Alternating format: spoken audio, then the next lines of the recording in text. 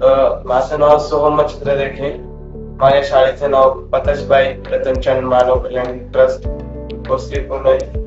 अंध मुलांची शाळा 39. मी आता 7वी शिकतो.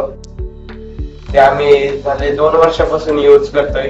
त्याच्यामध्ये कसं असतं की काही मुलं ब्लाइंड असल्यामुळे त्यांना बॉटलीमध्ये एखादे पाणी कसं भरतोय, किंवा कोणी जास्त ब्लाइंड असल्यामुळे जास्त कोणी फिरत नाही, किंवा मग एखादा समृद्धाचा आवाज कसा येतो, नदीचा कसा येतो, विहिरीचा कसा येतो. हा, एखाद्या आपण जवळ विहीर असते त्याचा ऐकू शकतो, पण एखादा समुद्र किंवा मग खूप जोरात पाऊस चाललाय, तो बाहेर कसा चाललाय त्याचा आवाज, किंवा काही प्राणी आहेत जसे वाळवंटामध्ये उंट असतो. आता तो आपल्याकडे ते काही जास्त पाहायला भेटत नाही, पण जो वाळवंटाकडे उंट असतो मग त्याचा आवाज कसा असतो, किंवा मग इतर वेगवेगळ्या प्रदेशातले फेमस प्राणी असतात किंवा तिथल्या काही वस्तू असतात, ते आपल्याला काही जास्त बघण्यासाठी किंवा त्याचं कसं असतं ते आपल्याला कळत नाही, पण ते आम्हाला या नॉलेज विजनच्या द्वारे कळतं. मग उंटाचा आवाज कसं, किंवा कोणते वाद्य कसे वाजतात, त्यांची स्थापना कशी झाली, ते कशाच्या द्वारे वाचतात, अशी वेगवेगळे